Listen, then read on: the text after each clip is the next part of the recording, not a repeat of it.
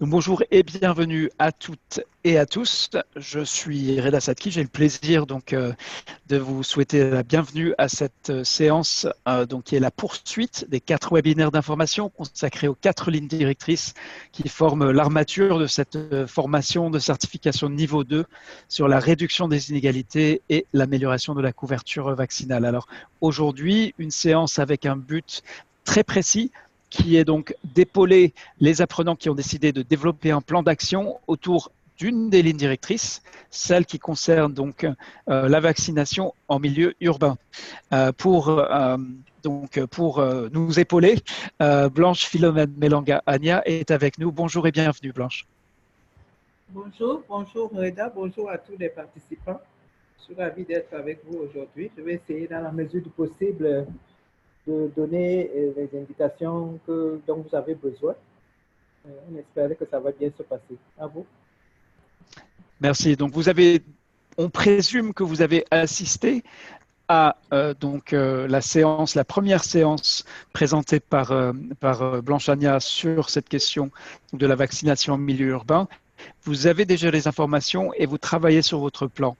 Donc maintenant, aujourd'hui, c'est à vous. La parole est à vous, participants, apprenants, acteurs de la vaccination, pour poser les questions qui vous préoccupent dans l'élaboration de ce plan d'action. Un rappel, vous êtes nombreux à l'avoir déjà fait sans attendre qu'on vous le demande, pour vous présenter, donc pour inscrire la ville et le pays depuis lesquels vous vous connectez, donc dans la fenêtre du chat.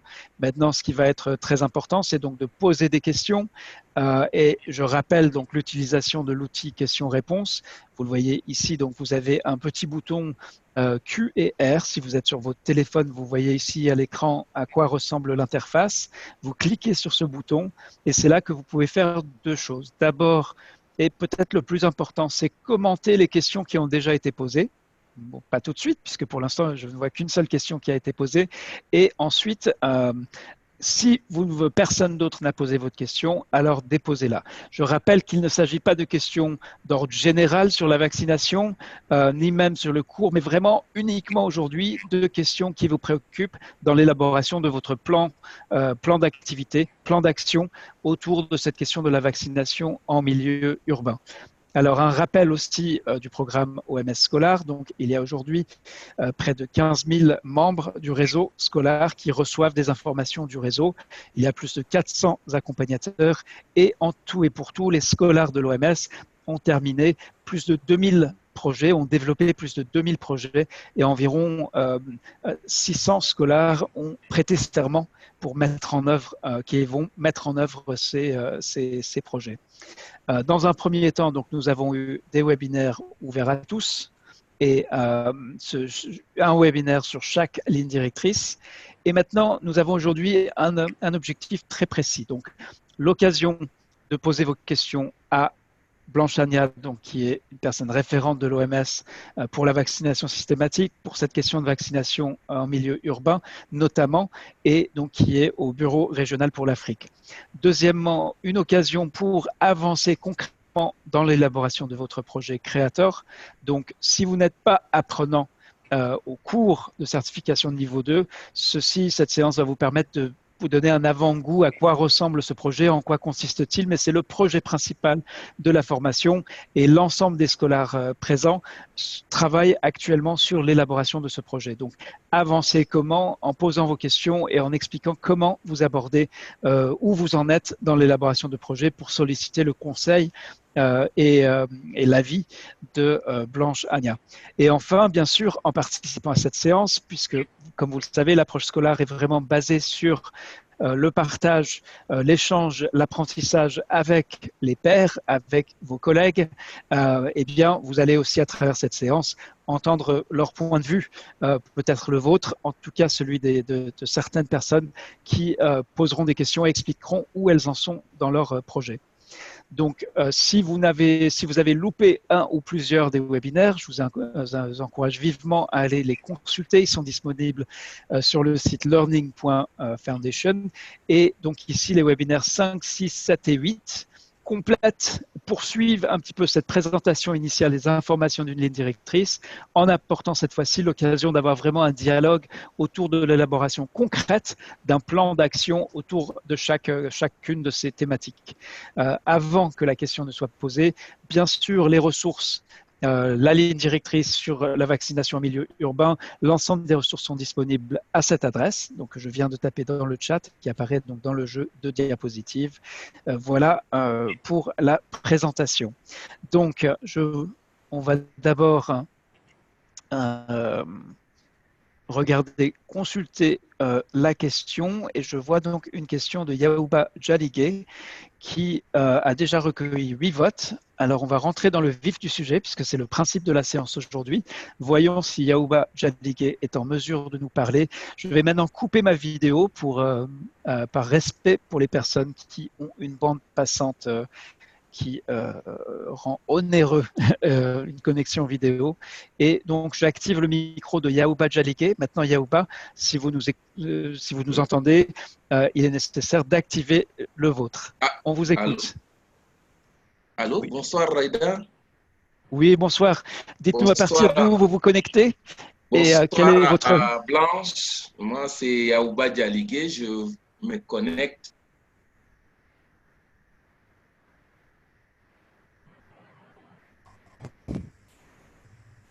Allô? On vous écoute. Ah, d'accord.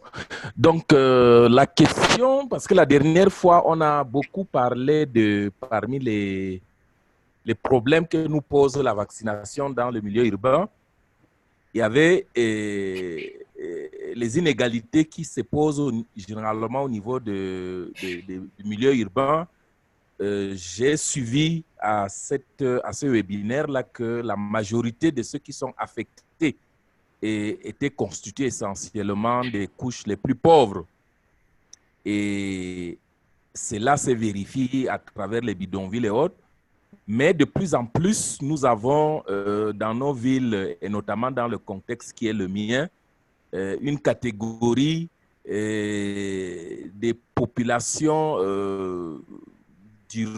j'allais dire, des classes moyennes, voire même d'intellectuels, qui nous posent souvent beaucoup de problèmes d'accessibilité à la vaccination, que ce soit lors des campagnes, que ce soit lors du PEV de routine. Donc, dans la littérature qu'on nous a partagée, je n'ai pas vu un tel phénomène, et notamment également les stratégies proposées afin de les gérer. Est-ce que c'est peut-être parce qu'ailleurs ça n'existe pas, ou alors c'est un phénomène rare qui est simplement marginal chez nous? C'était un peu la préoccupation que je voulais partager, qui peut même être peut-être répondue par les autres pairs qui viennent des autres villes. Alors, très bon. Effectivement, j'invite donc les participants à répondre, à donner leur avis donc, en dessous de la question posée par Yahouba Jaligé. Mais avant d'aller plus loin et avant de se tourner vers Blanchania, c'est une question... j'aimerais vous demander, Yahouba Jaligé, est-ce que cette question fait partie du plan d'action que vous élaborez dans le cadre de la formation? Exactement. Donc, nous avons dans mon plan d'action, dans l'analyse situationnelle que j'ai eu à faire, effectivement, c'est l'un des problèmes que nous avons en termes d'inégalité que nous avons dans la ville, dans le district de santé de la MIFI, qui est, n'est-ce pas, le cadre géographique de notre travail. Donc, c'est un problème auquel je voudrais m'attaquer.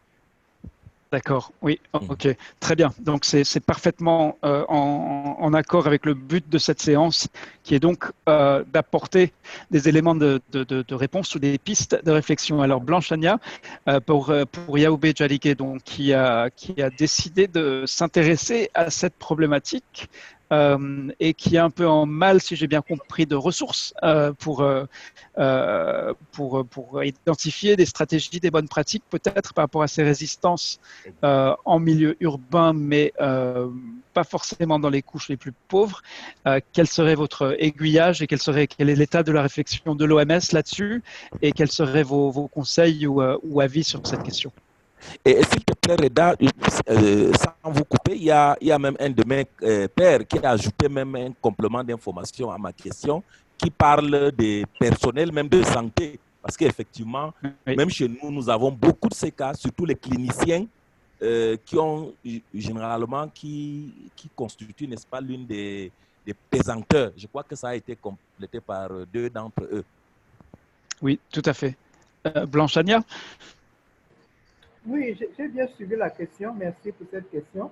Mais bon, je pense que la question que vous posez, ce n'est pas tellement qu'ils n'ont pas accès à la vaccination, c'est qu'ils ont accès à d'autres types de vaccination, d'autres types de structures. Les personnes dont vous parlez ont souvent accès à des structures privées pour leur vaccination parce qu'ils n'ont pas confiance aux structures de l'État. C'est surtout ça le problème. Ces gens-là se font vacciner ils ont leur pédiatre. Quand vous les rencontrez, vous dites que vos vaccinations, là, nous avons nos pédiatres. Nos pédiatres ne nous ont pas dit qu'on doit vacciner tout le temps comme vous le faites. Donc, ils sont vaccinés, mais ils sont vaccinés dans d'autres structures, des structures privées, parce qu'ils ne font pas confiance aux structures de l'État. C'est complètement différent de ceux qui vivent en milieu pauvre, qui n'ont accès à aucun soin. Donc, c'est deux types de populations différentes. Okay. Donc, ceux dont nous avons parlé la dernière fois, c'est ceux qui n'ont pas accès aux soins, qui sont tellement préoccupés par la recherche de la vie quotidienne, du pain quotidien, qui n'ont pas le temps de s'occuper des problèmes de santé de leur famille, alors que les autres, ils ont accès aux soins, mais à un type de soins spécifiques qui sont des structures privées, des pédiatres, qui ne sont pas toujours du domaine public du ministère de la Santé, mais qui sont des structures privées. Alors, la stratégie, c'est quoi? La stratégie, c'est de s'assurer que dans la plupart des pays, que ces structures privées soient prises en compte dans tout ce qui concerne les informations, les statistiques de cette localité. Et souvent, c'est ça qui n'est pas le cas. Ces statistiques ne sont pas souvent prises en compte nulle part. De même, quand il faut faire des stratégies de vaccination supplémentaires dont vous avez parlé, des AVS, je me souviens que l'une des stratégies, et même qui est recommandée par l'Organisation mondiale de la santé, de s'assurer que les personnes qui sont dans cet environnement sont impliquées dans le processus de vaccination. À l'époque, je me souviens, c'était souvent des rotariens, puisqu'ils sont impliqués dans les campagnes de vaccination polio, qu'on utilisait pour aller vacciner ces personnes qui sont dans des quartiers chics ou dans des quartiers moyens, et qui souvent ne laissaient pas entrer les vaccinateurs dans leur maison parce qu'ils n'avaient pas confiance. Donc voilà un peu ce que je peux dire à ce sujet. Merci, merci Blanche Ania. Yaoubé Djalikek, est-ce que cette réponse voilà, vous est utile dans l'élaboration d'un plan d'action? Oui, je crois que effectivement, ça c'est une bonne piste vers laquelle je vais m'orienter. Merci beaucoup. Ok, merci. Alors, il y a un autre commentaire de Haruna Sawadogo. Effectivement, certains pseudo-connaisseurs en ville constituent vraiment un obstacle. J'ai une fois été confronté au cas d'enfants qui sont, semble-t-il, suivis par des pédiatres qui ne recommanderaient pas les vaccins des services publics. Oui. Exactement. Ok. Ok, très bien. Donc, un démarrage sur les chapeaux de roue pour cette séance de questions-réponses. Donc, je rappelle le principe. Chaque apprenant qui a choisi de travailler sur la vaccination en milieu urbain est vraiment invité donc, à partager où il en est dans l'élaboration de son plan d'action pour donc réduire les inégalités et améliorer la couverture vaccinale en milieu urbain. Donc, je demande vraiment que les questions soient précises comme cette première sur cette thématique et par rapport à ce but. Alors, la prochaine question qui apparaît, qui pour l'instant n'a que 3 votes. Donc, je vous rappelle aussi que vous êtes invité à voter pour les questions. Donc, c'est sous l'outil questions-réponses. Et donc, c'est Joseph-Marie Emmanuel Toko qui demande quelle est la stratégie idéale pour identifier les populations qui affluent dans nos grandes villes afin de prendre en charge leurs enfants cibles de la vaccination systématique. Et une réponse donc, de Nicolas Kendré-Beogo du Burkina Faso. Plusieurs stratégies peuvent être considérées, celle des écoles, celle des bidonvilles, donc enquête suivie de vaccination, celle des marchés, à titre d'exemple. Donc là aussi, on va voir si Joseph-Marie Emmanuel Toko est en mesure de nous parler de son contexte, de l'élaboration de son plan d'action, pour ensuite que Blanche Ania puisse lui apporter un éclairage ou un aiguillage circonstancié. Joseph-Marie Emmanuel Toko, merci déjà d'avoir posé votre question. Ok, il me semble peut-être que donc il s'agit maintenant d'activer votre micro et c'est ainsi qu'on pourra. Non, ok. Bon, donc je vais quand même demander à Blanche Ania. Donc cette demande, quelle serait je trouve qu'il y a déjà un niveau de réponse. Y a-t-il une stratégie idéale comme ça qu'on peut énoncer de manière générale? Quelles sont les spécificités du contexte dont il faut tenir compte? C'est un axe, une ligne de réflexion importante, capitale même, dans l'élaboration du plan d'action. Blanche Ania, quelle serait votre réponse ou votre aiguillage pour Joseph, Marie et Malieu Toko? Dans la plupart des zones des aires de santé, des formations sanitaires, ils ont ce que nous appelons les relais communautaires. Ils font donc ce que nous appelons des dénombrements, qui savent exactement combien d'enfants existent dans quelle localité et qui peuvent monitorer si tous ces enfants ont été vaccinés ou pas et qui savent exactement s'il y a de nouvelles personnes qui sont arrivées ou pas.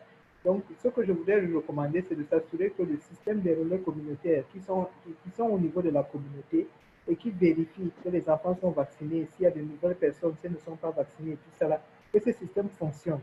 Et que quand le système là fonctionne, on peut faire la différence entre ceux qui ont l'habitude de vivre dans la communauté et qu'on a vacciné ou pas, et que les relais communautaires envoient dans les services de vaccination pour que ces personnes se fassent vacciner.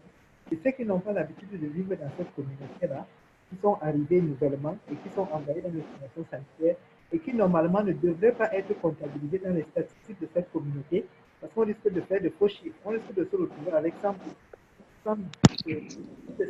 de couverture, alors qu'on n'a pas vacciné ceux qui ont l'habitude de vivre dans la communauté.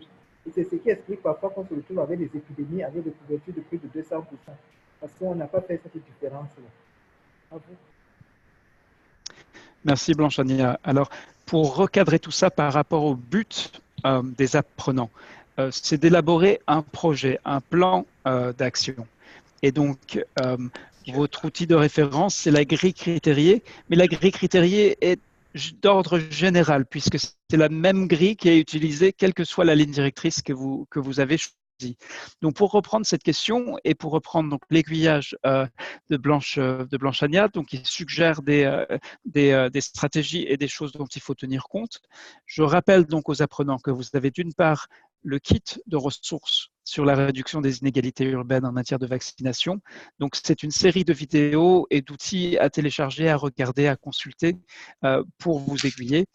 Deuxièmement, donc vous avez déjà fait le choix d'une ligne directrice. Ensuite, maintenant, vous devez élaborer un plan d'action pour mettre en œuvre des activités pertinentes et novatrices par rapport à cette ligne directrice, par rapport à votre contexte, susceptible de réduire les inégalités. Et l'enjeu, c'est pas simplement de faire un inventaire des stratégies possibles ou d'identifier la stratégie idéale, mais c'est vraiment de démontrer par votre plan la pertinence des activités, des stratégies et des activités que vous avez choisi de recommander, de décrire dans votre plan d'action. Donc, vous êtes actuellement dans la deuxième semaine de la formation. Donc, vous avez 4 semaines en tout pour élaborer votre plan. C'est le livrable principal de cette formation, d'où l'intérêt donc d'avoir ces séances de questions-réponses pour vous permettre d'exposer vos questions. Donc, vous avez dans la grille critériée les questions que vous devez vous poser pour ensuite déterminer auxquelles il est important de répondre. Vous avez donc un certain nombre de critères que je vais passer rapidement en revue.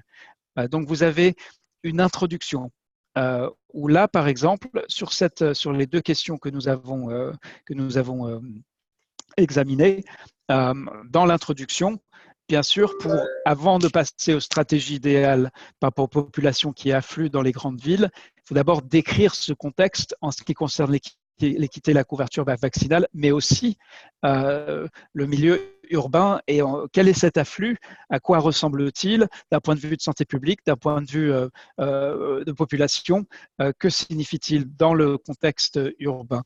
Ensuite, pour passer donc au diagnostic proprement dit, là on vous demande de poser vraiment des questions, de faire une analyse FFOT qui est d'ailleurs le devoir, votre devoir cette semaine, est de poser les bonnes questions pour bien décrire le problème et bien identifier la racine du mal ou du problème auquel vous souhaitez répondre. Troisième critère à élaborer dans le plan d'action, c'est donc vous devez justifier. Il ne suffit pas de dénoncer le problème, mais il s'agit bien de poursuivre, d'argumenter, de bâtir un argumentaire susceptible de convaincre. Imaginez votre collègue le plus sceptique, qui n'y croit pas à cette histoire de problème en vaccination urbaine, qui dit qu'on ne peut rien faire, qui dit que ça ne vaut pas la peine, ou quels que soient les arguments. Pensez aux personnes la personne la plus sceptique, la moins raisonnable dans votre équipe, et la pertinence et la justification, c'est à vous de l'apporter. Enfin, sur les activités innovantes, je vais m'arrêter là, puisqu'il y a d'autres niveaux. On descend ensuite en activités, vraiment des tâches. Ne proposez pas des activités qui ont déjà été mises en œuvre et qui n'ont pas produit le résultat escompté ou attendu. Refaire la même chose, si ce n'a pas marché par le passé, il y a peu de chances que ça marche simplement en essayant, en répétant l'activité. Donc votre défi, c'est par rapport à cet afflux de population, pour reprendre l'exemple de Joseph-Marie Emaliotoko, c'est donc de réfléchir, examiner ce qui a déjà été fait, poser les questions, pourquoi ça n'a pas marché, et identifier des activités qui pourraient peut-être, c'est un peu un pari, et à vous d'argumenter, de justifier, de démontrer pourquoi ce pari est un pari valable. Donc je vais m'arrêter au niveau des activités, mais voilà un petit peu comment, à l'aide de ces critères, vous confrontez ces critères à votre contexte et à la ligne directrice pour répondre, pour identifier et répondre aux bonnes questions. Blanche Ania a elle-même participé, bien sûr en tant qu'expert, mais aussi en tant qu'apprenante au cours sur les stratégies pour la vaccination systématique. Blanche, quels seraient vos conseils sur comment faire ce travail d'intersection en fait entre ligne directrice, contexte et les questions posées par la grille critériée?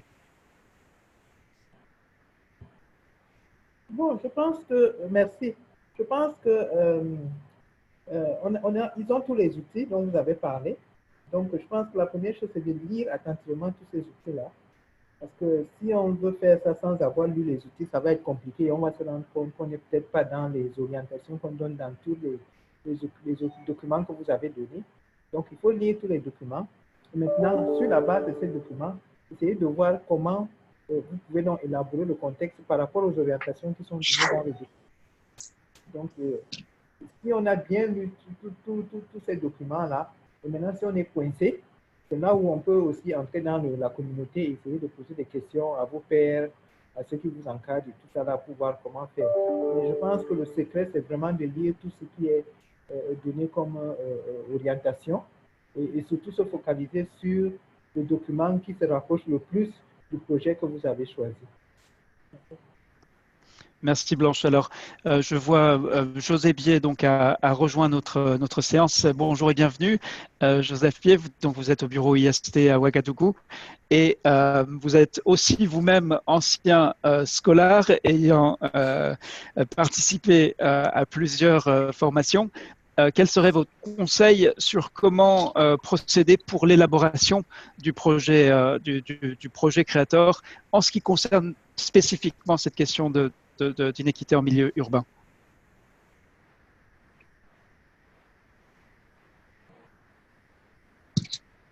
Vous m'entendez? Oui, 5 sur 5. Allô, vous m'entendez? Oui, on vous reçoit 5 sur 5. Ok, bon, je pense que je vais revenir sur ce que le docteur Blanche a dit. Et je crois que la première des choses, c'est vraiment de lire les directives et les comprendre. Je pense que c'est vraiment l'idéal, mais aussi en lisant les directives, c'est aussi de voir comment cela s'applique dans son contexte. Mais je crois que la plupart des directives tiennent compte un peu des réalités de nos pays. Et vraiment, la clé, comme a dit le docteur Blanche, c'est vraiment de les lire et voir dans quelle mesure les contextualiser.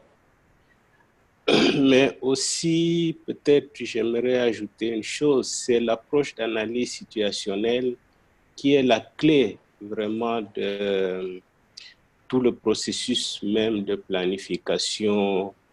Mais quand cette analyse situationnelle n'est pas faite de la manière la plus rigoureuse, je pense qu'on assiste un peu à des difficultés au niveau de l'élaboration des stratégies. Donc voilà ce que je peux ajouter. Merci. Merci beaucoup, José Biais. Alors, on va revenir donc aux questions. Je vois qu'elles sont nombreuses. Alors, il y a une question qui a déjà suscité de nombreux commentaires de collègues et confrères et consoeurs, donc de Roger Mfouni Mpoyi. Comment peut-on vacciner les enfants dont les parents refusent la vaccination du fait de leurs croyances religieuses? Alors, on va voir si Roger est en mesure de nous expliquer son contexte et le projet, le plan d'action qu'il envisage de bâtir dans le cadre de la formation. Roger Mfouni Mpoyi, est-ce que vous pouvez activer maintenant votre micro? J'ai donc activé, j'ai fait le nécessaire de mon côté. Maintenant, c'est à vous de prendre la parole pour activer votre micro. Bonjour Roger. Bonjour, vous me recevez? Oui, 5 sur 5. Alors dites-nous, où est-ce que vous travaillez, dans quel contexte et où est-ce que vous en êtes dans l'élaboration de votre plan d'action? Pourquoi cette question des croyances religieuses vous préoccupe? Voilà, merci beaucoup. Je vous appelle à partir de la RDC, précisément dans la ville de Lubumbashi. Je travaille dans une clinique privée. Alors, cette question de croyance m'est venue en tête du fait que lorsqu'on passe avec le vaccin chez les gens, selon leurs croyances, n'acceptent pas ou n'admettent pas que leurs enfants soient vaccinés, il y a une résistance. Malgré tout ce que l'on peut pouvoir dire ou expliquer à ses parents, l'avantage, notamment l'avantage de la vaccination, ils résistent malgré eux, ils croient dans dans leur Dieu, tout ça. Ils refusent à ce que les enfants soient vaccinés. Et cela aussi constitue un problème majeur. Et d'ailleurs, ce qui fait en sorte que tous les enfants en milieu urbain ne sont pas vaccinés par rapport à cette croyance. Alors, c'est ainsi que je posais cette question de savoir quels sont les mécanismes ou les stratégies que l'on peut mettre en œuvre pour pouvoir aussi vacciner ces enfants. Comme vous le savez bien, ils font aussi partie de notre population cible. Lorsqu'on s'est dit qu'on doit vacciner pour cette aire de santé, par exemple, 500 enfants, et on se rend compte que dans cette aire de santé, il y a par exemple 10 ou 20 enfants dont les parents ne croient pas à la vaccination. Et ça pose problème. Tous les enfants ne seront pas vaccinés. Alors, c'est ainsi que, dans ces cas, on a posé la question, qu'est-ce que l'on peut faire pour pouvoir aussi vacciner ces enfants? C'est un peu ça. D'accord. Merci Roger Mfouni Mpoyi. Une question pour vous. Donc, est-ce que c'est sur cette thématique-là, est-ce que c'est là-dessus que vous allez développer, votre plan d'action?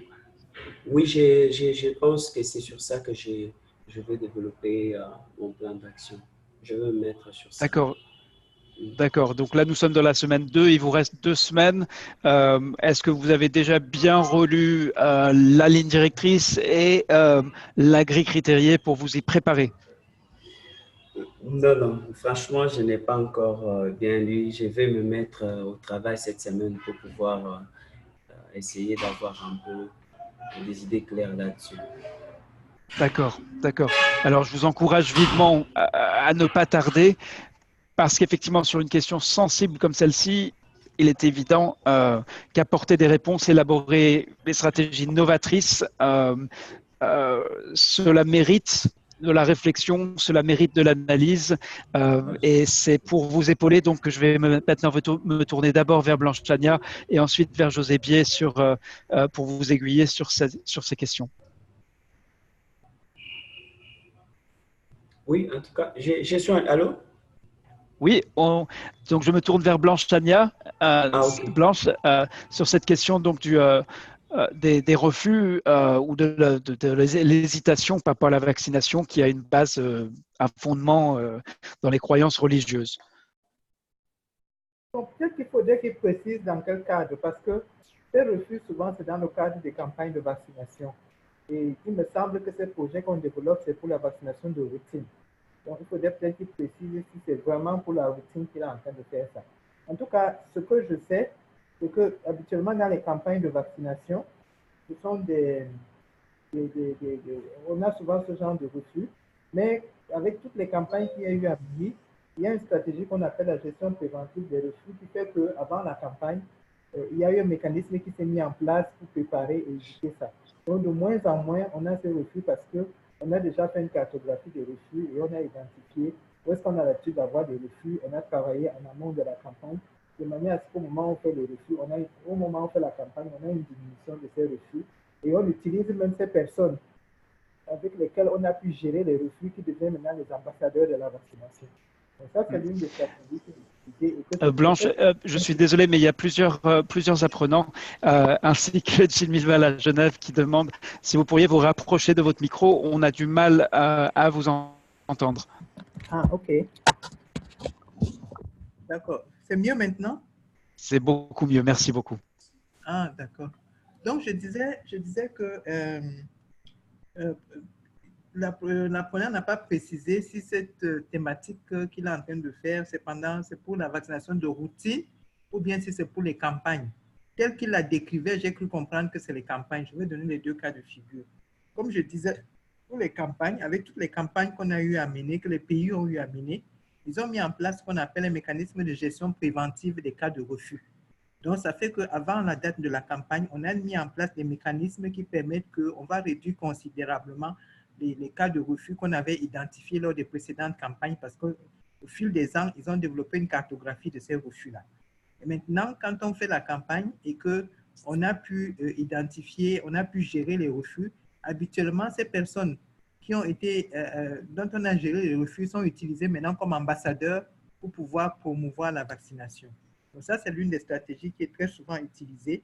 Et quand on n'arrive pas à gérer localement les refus, souvent on se réfère aussi à la hiérarchie de ces sectes-là, qui très souvent est compréhensible et comprend exactement.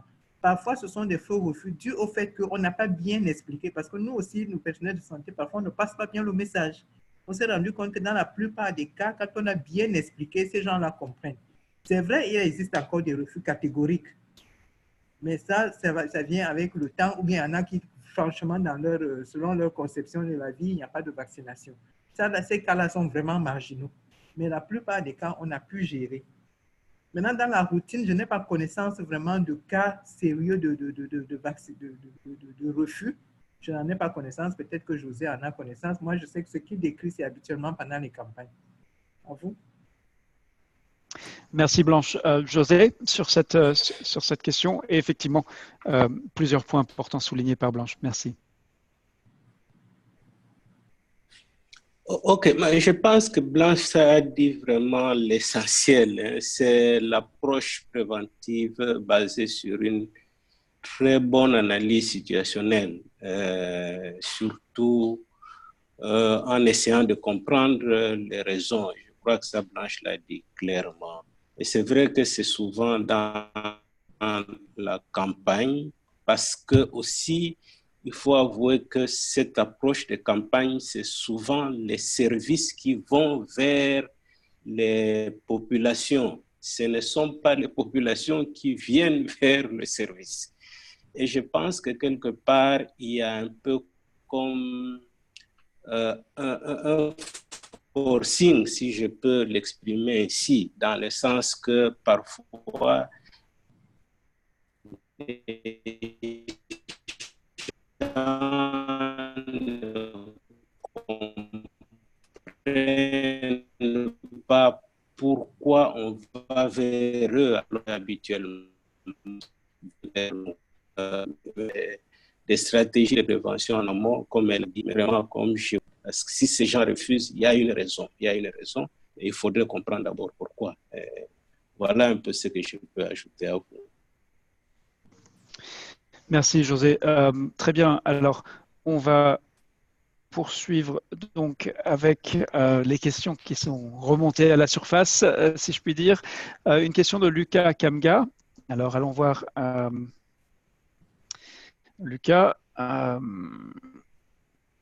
donc, qui pose la question de nouveau sur le rôle du privé et comment intégrer toutes les structures privées dans la vaccination lorsque dans ces structures, on trouve rarement du personnel qualifié et aussi compte tenu de leur faible implication dans les activités non lucratives. Donc, Blanche a déjà donné plusieurs indications directes ou indirectes par rapport à cette question. Peut-être, Lucas Kamga, vous pourrez nous en dire plus sur votre contexte. Où est-ce que vous travaillez et où en êtes-vous dans le développement de plans d'action si c'est cette question-là que vous avez choisi de prendre à bras le corps dans le cadre de votre projet. Lucas Kamga, c'est à vous donc pour activer. Voilà. Oups, je suis désolé, c'est moi qui ai. Voilà, allez-y. Bonjour et bienvenue, Lucas. Merci, bonsoir. Vous m'écoutez? Oui, 5 sur 5. Donc, expliquez-nous où est-ce que vous travaillez et où en êtes-vous dans le développement? Oui, effectivement, je suis Dr Lucas Kamga. Je suis consultant de l'équipe STOP, travaillant dans la zone de santé de Kikwit Sud, dans la province de Kwilu, en République démocratique du Congo. En fait, si j'ai posé cette question, ce n'est pas parce que je suis intéressé par cette ligne directrice. En fait, ma ligne directrice que j'ai choisie pour élaborer mon projet, c'est la réduction des OMV. Mais j'étais aussi intéressé par cette ligne directrice, c'est-à-dire la réduction des inégalités dans le milieu urbain. Si j'ai posé cette question, c'est parce que généralement dans les milieux urbains, il y a une prolifération des structures privées et généralement ces structures privées ne sont pas impliquées dans la vaccination et ces structures privées effectivement reçoivent chaque jour des enfants qui peuvent ne pas être vaccinés. Donc, j'ai pensé que s'il faut réduire ces inégalités et augmenter la couverture vaccinale, on devrait absolument intégrer toutes ces structures privées ou alors la majorité de ces structures privées où nous pensons que les enfants y vont également. Maintenant, le problème de l'autre côté, c'est ces structures privées, effectivement, n'ont pas souvent un personnel formé en vaccination. Alors, comment donc les impliquer lorsque nous savons que ces structures n'ont pas le personnel formé en vaccination? Et de l'autre côté aussi, nous savons que ces structures privées en ville, généralement, c'est à but lucratif. Or, la vaccination, généralement, n'est pas lucrative. Alors, comment effectivement solliciter leur motivation dans le domaine de la vaccination quand on sait qu'il n'y a rien qui gagne en retour? Donc, une faible motivation et puis ils ne vont pas tellement accorder de l'importance à cela. Donc, c'était juste des questionnements que je voulais bien comprendre avec des expériences, surtout des experts de l'OMS. Merci beaucoup. Merci Lucas Kamga. Donc je rappelle vraiment le principe de la séance, c'est des questions parce que vous êtes en train de travailler sur l'élaboration de votre plan et cela vous préoccupe. Bien sûr, même si ce n'est pas votre ligne directrice, on apprécie également vos questions. Alors de nouveau, cette fois-ci, on va commencer par José Biais pour revenir sur cette question des structures, de l'intégration des structures privées. Je prends note de Isidore Ekobo. Donc nous invitons toutes les formations sanitaires privées aux réunions de coordination des aires de santé. Nous dit Isidore, et formons les points focaux vaccination dans ces différentes structures. Donc, voilà une action concrète, l'expérience partagée par Isidore. C'est à vous, José Biais.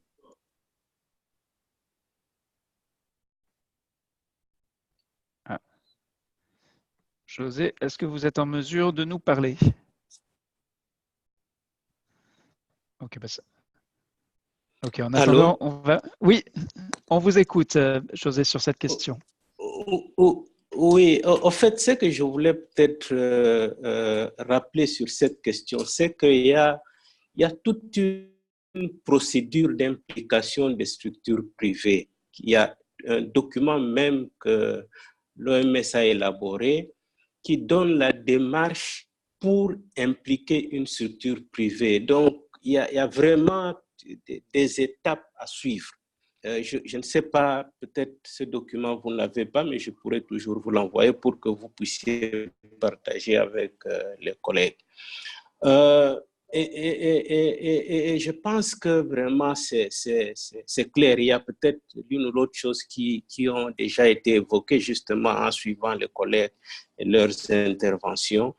Mais peut-être pour un peu donner un exemple, hein, je crois que bon, nous sommes dans le service médical, mais la question aussi c'est de se poser que font par exemple les vendeurs de cartes SIM pour pouvoir écouler, de voir qui peut écouler. Mais comment cette personne peut écouler effectivement cette marchandise, c'est-à-dire mettre la personne dans les conditions qui font que cette personne soit à mesure d'écouler cette marchandise. C'est peut-être pas une marchandise, mais je pense aussi, si on raisonne de cette manière, c'est vraiment de se dire, je veux que les enfants qui sont autour de ce centre de santé soient vaccinés, peut-être par ce centre de santé. Qu'est-ce que je dois faire pour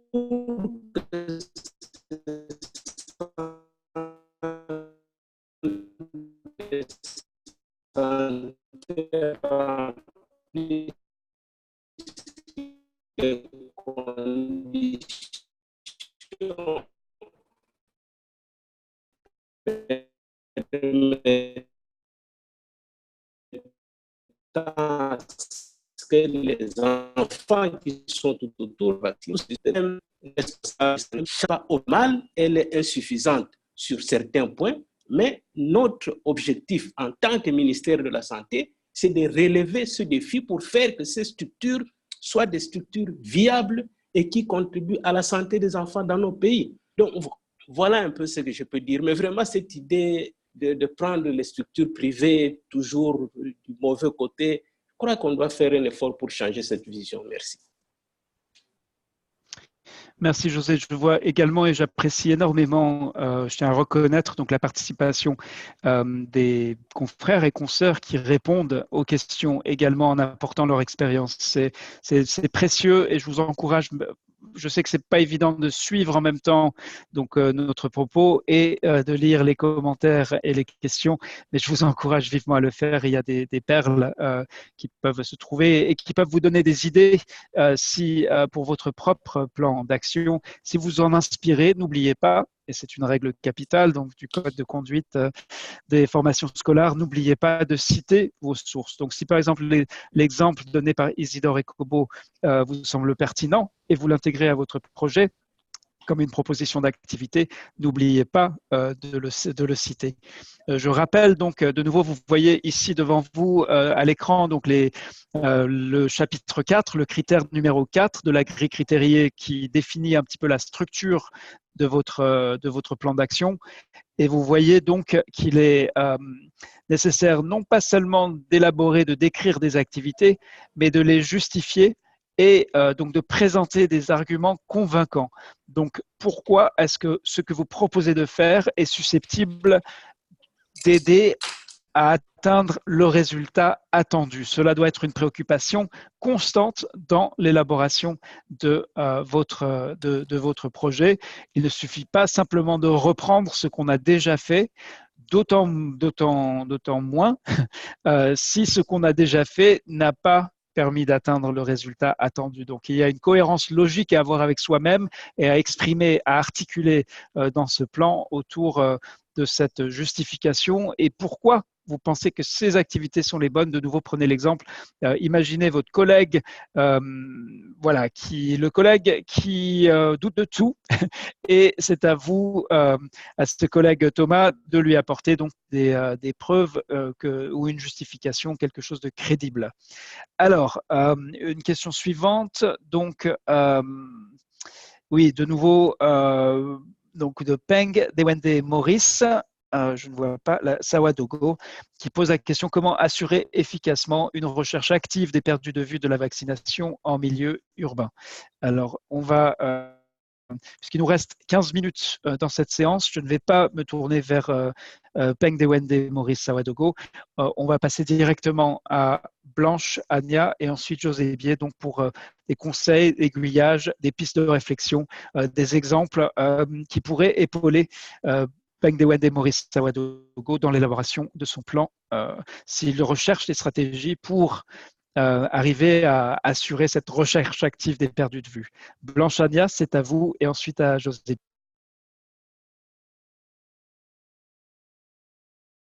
Je pense qu'il y a plusieurs stratégies qu'on peut utiliser. C'est vrai que la spécificité du milieu urbain fait qu'on doit faire un peu attention parce qu'on a des gens qui arrivent tous les jours et ça peut ne pas être aussi évident que dans un milieu où on a des populations qui sont fixes, stables et qui ne bougent pas beaucoup. Donc, on peut toujours utiliser d'abord les stratégies conventionnelles qu'on utilise pour la recherche des perdus de vue, les échéanciers, en utilisant les cartes doubles, donc d'échéanciers, pour voir un peu quand est-ce qu'au niveau de la formation sanitaire, déjà pour voir quand est-ce que les gens étaient venus et quand est-ce qu'ils avaient le rendez-vous. Et on peut utiliser le système d'alerte SMS. Bon, si les gens ont des téléphones, on a la situation également à partir de tout ce qu'on a au niveau de la formation sanitaire comme document. Donc, on regarde un peu au niveau du registre pour voir quand est-ce que la personne était venue, quand est-ce qu'elle devait venir. Donc, ça, c'est les stratégies très conventionnelles qu'on utilise. Mais maintenant, il y a également au niveau de la communauté, maintenant, tout ce qui est relais communautaire. Et ça, c'est là où les relais communautaires vont jouer un grand rôle pour essayer de rappeler, de repérer les personnes et soit de les ramener au niveau de la formation sanitaire la plus proche pour qu'ils puissent être vaccinés, soit d'organiser des stratégies en fonction de la distance au niveau de la formation sanitaire, des stratégies un peu, entre guillemets, avancées pour attraper ces personnes-là.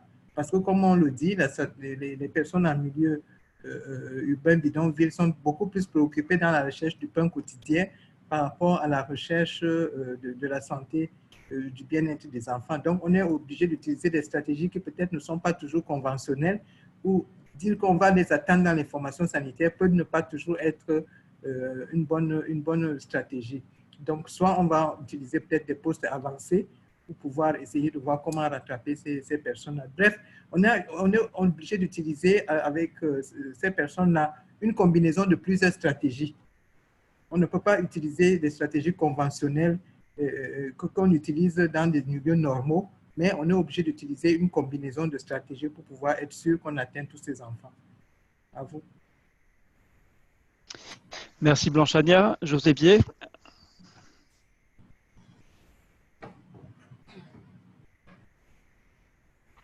José, on vous écoute.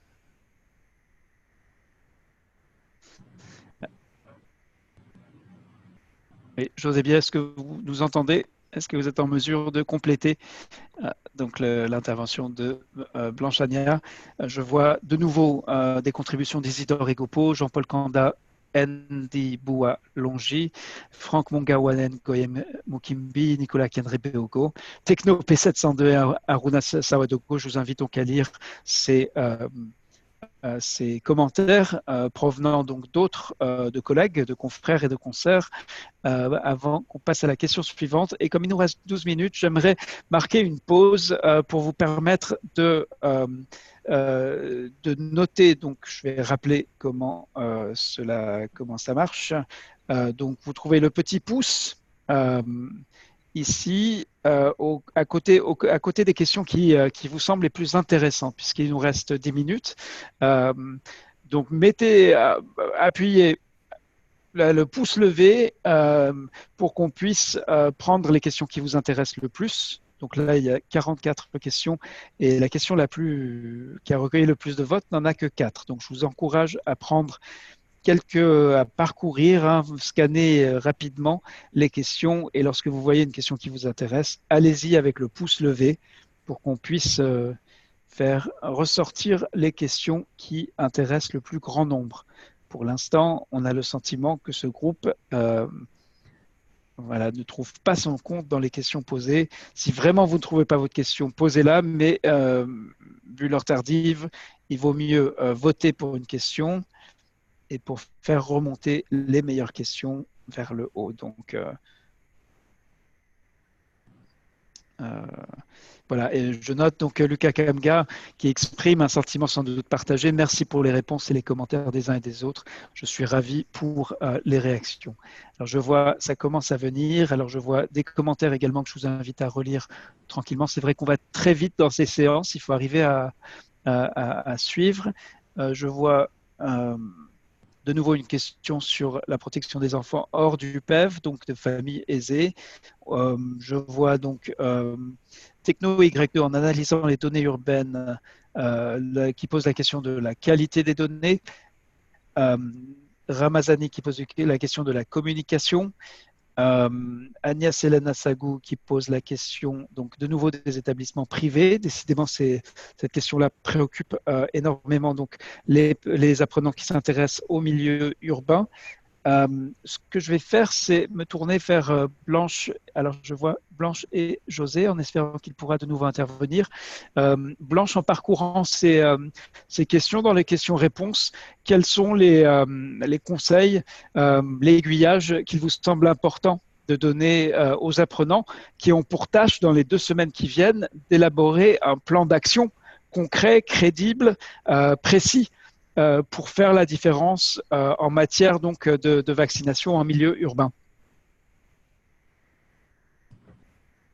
Ok, merci pour ça. Je pense qu'on va revenir à ce qu'on a dit au départ. Je pense que je l'ai dit, José l'a redit. La première chose, c'est de lire les documents. Parce que la plupart des questions qui sont posées, beaucoup de ces questions ont des réponses dans ces documents. Moi, je sais par exemple, ayant fait partie de l'élaboration du document sur la stratégie urbaine, que beaucoup de questions qui sont posées par rapport à comment est-ce que on fait avec, pour suivre les enfants en milieu urbain, tout ça est décrit là-dedans. Donc, il faudrait vraiment, quand vous êtes coincé, aller dans le document de référence et regarder ce qui est dit dedans. Bon, maintenant, si vous ne comprenez pas, peut-être que là, on peut voir comment faire avec les pairs et tout ça, parce qu'il y en a qui ont appliqué ça déjà dans leur pays. Donc, vraiment, je pense que le conseil, la stratégie, c'est de vraiment lire qu'est-ce qui est dans les documents.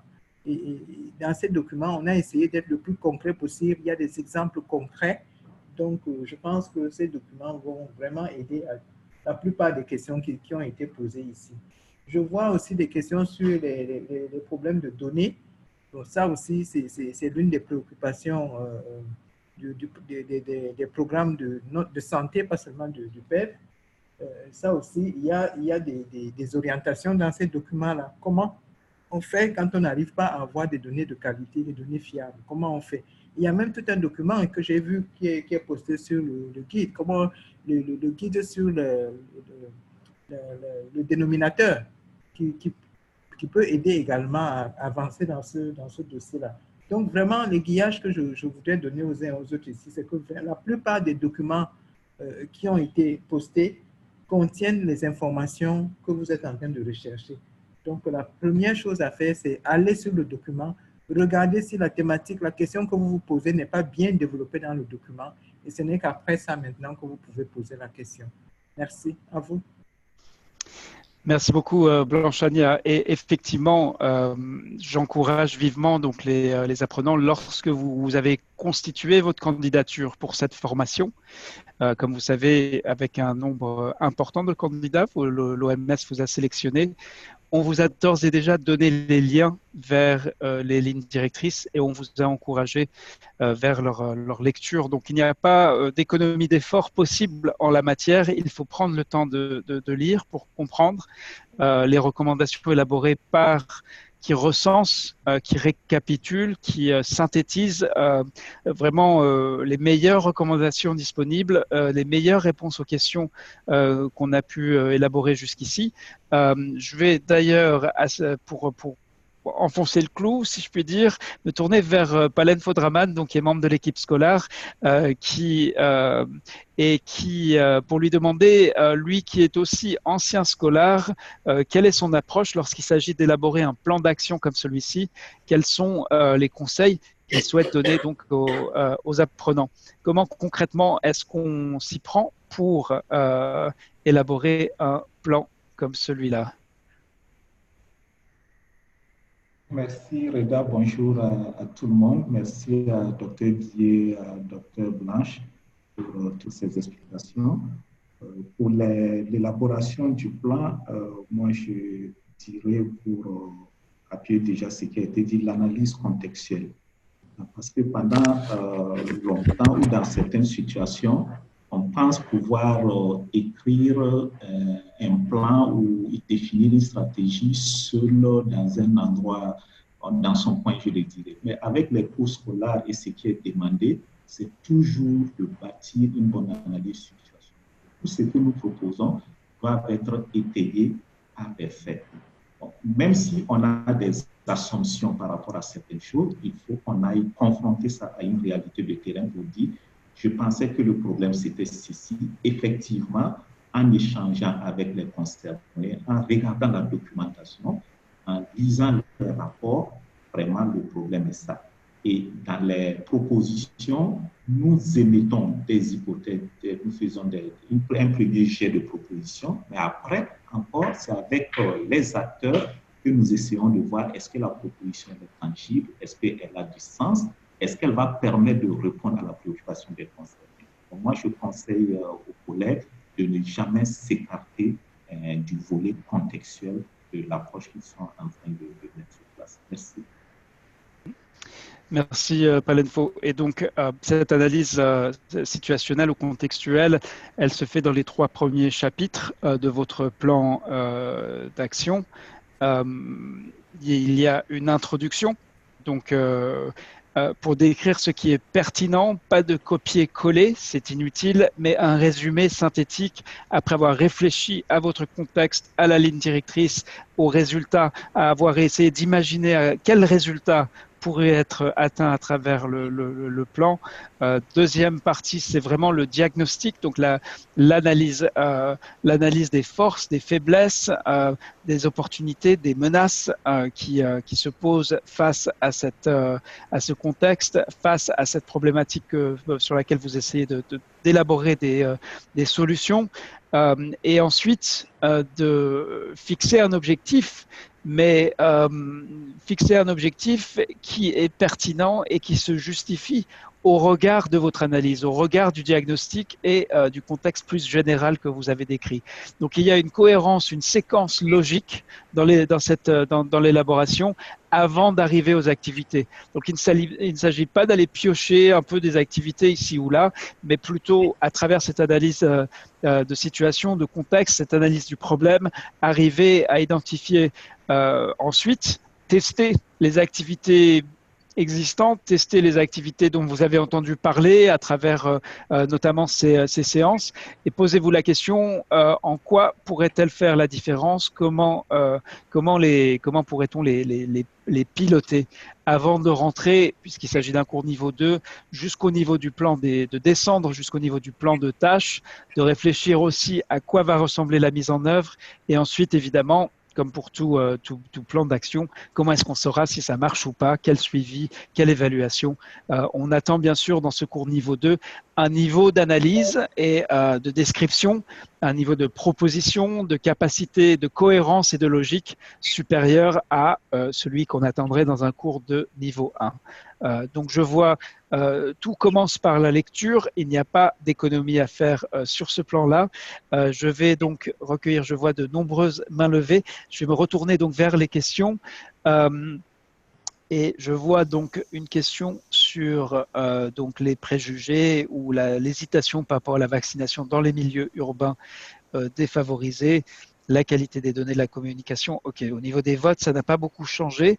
Y a-t-il alors, je vais baisser toutes les mains et inviter, j'aimerais donc demander pour terminer à un apprenant de nous dire qu'est-ce qu'il a appris à l'occasion de cette séance à travers ces questions-réponses qui va lui permettre de modifier ou d'améliorer le plan qui est en cours d'élaboration. Donc, si vous souhaitez prendre la parole pour répondre à cette question, n'hésitez pas à lever la main. Et le premier donc est Jacques Likele. Jacques Likele, on vous écoute. Donc, en quoi cette séance vous a permis d'apporter un éclairage qui va vous aider donc dans l'élaboration de votre plan. Il faut maintenant, donc je vais activer votre micro, il faut maintenant vous aussi activer le micro chez vous. On vous écoute. Et s'il y a d'autres volontaires, si Jacques Likele n'arrive pas à activer son micro, n'hésitez pas. Bonjour. Jacques Likele, bonjour. Oui. Participation. Oui. Bonjour, vous m'écoutez? Oui, on vous écoute. Dites-nous en quoi cette séance vous a apporté un éclairage qui va influer sur votre plan. Oui, par rapport aux différents éclaircissements qui ont été apportés durant la séance, concernant surtout les causes profondes, comment faire pour essayer d'intégrer les structures privées dans les processus d'amélioration de la vaccination dans les milieux urbains, et surtout la plupart des problématiques en ce qui concerne les résistances et les échanges que les facilitateurs nous ont donnés et les différentes expériences des participants vont vraiment nous aider à amener notre plan d'action en ce qui concerne l'amélioration de la vaccination dans les milieux urbains. Très bien, merci Jacques Likele. Ce sera le mot de la fin pour cette séance. Nous n'allons pas dépasser l'horaire pour ces séances de questions-réponses. On est bien conscient que se sont accumulées énormément de questions. Elles ne resteront pas sans réponse si vous entreprenez donc l'effort de la lecture de la ligne directrice sur la vaccination en milieu urbain. Je vous invite évidemment à rejoindre les autres séances de questions-réponses, donc qui poursuivent les 4 premiers webinaires qui étaient des séances d'information et de présentation. Et en particulier, vous dites peut-être, moi je travaille sur la vaccination en milieu urbain, alors pourquoi assister à la séance sur travailler ensemble ou réduire des occasions manquées ou la vaccination au cours de la 2e année de vie? Il y a plusieurs niveaux de réponse. La plus pratique, la plus concrète, c'est qu'on vous demandera probablement d'évaluer un ou plusieurs projets qui traitent de lignes directrices qui ne sont pas celles que vous avez choisies vous-même. Donc, afin de vous préparer à relire et à commenter utilement les travaux de vos collègues, confrères et consoeurs, il est important donc d'assister à ces webinaires. Le plus important, c'est le vôtre, celui qui concerne votre ligne directrice, mais on vous encourage vivement à poursuivre votre apprentissage et à vous nourrir de ce dialogue de questions-réponses pour vous donner une vue d'ensemble sur des problématiques qui sont toutes liées les unes avec les autres afin de réduire les inégalités et améliorer la couverture vaccinale. Je donne donc la parole pour terminer à Blanche Ania et on espère que le micro de José Bié lui permettra de faire de même. Blanche Ania, ce sera pour vous aujourd'hui en tout cas le mot de la fin. Vous m'entendez? 5 sur 5. Ah, d'accord. Je n'avais pas de signal, donc je me demandais. OK, je suis ravi d'avoir pu participer à cette séance et d'avoir pu, j'espère, que j'ai pu aider les apprenants en répondant à leurs questions, mais je pense également qu'on va continuer à pousser pour que les uns et les autres lisent vraiment les documents, parce que les documents qui ont été développés, comme je l'ai dit tantôt, contiennent vraiment la majorité des informations. Et je pense que si beaucoup lisent ces informations-là, ces documents-là, ils auront vraiment les informations dont ils ont besoin. Bon, évidemment, il y a toujours des choses qu'on ne comprend pas, donc toute la communauté est là pour encadrer et essayer d'aider. Donc, je souhaite plein succès à tous les apprenants et à bientôt. À vous. Merci beaucoup Blanche. Alors José m'a indiqué que malheureusement il a un problème de micro, donc on ne pourra pas l'entendre de vive voix. Mais je vous remercie donc chaleureusement d'avoir participé à cette séance. Ne lâchez rien, ne souffrez pas en silence. Si vous avez des questions, nous sommes là pour vous épauler, pour vous aider à bâtir un plan. On l'espère, qui sera si utile, si pertinent, si crédible, que vous pourrez par la suite, une fois le cours terminé, réellement travailler sur sa mise en œuvre. Il ne s'agit pas d'un travail académique ou théorique, mais bien de la possibilité de contribuer concrètement à réduire les inégalités et améliorer la couverture vaccinale. Donc c'est avec cette pensée et cet encouragement que j'aimerais vous laisser pour vous encourager à vous plonger dans la lecture assidue, si ce n'est pas déjà fait, et la réflexion surtout sur l'élaboration de votre plan qui, je rappelle, est dû dans 2 semaines. Donc, merci à toutes et à tous et je vous donne rendez-vous donc d'ores et déjà demain pour parler de dialoguer autour de travailler ensemble pour assister si ce n'est pas votre ligne directrice, ce qui n'exclut pas que vous posiez vos questions, mais surtout si cette ligne directrice est celle que vous avez choisie. Merci et donc à demain.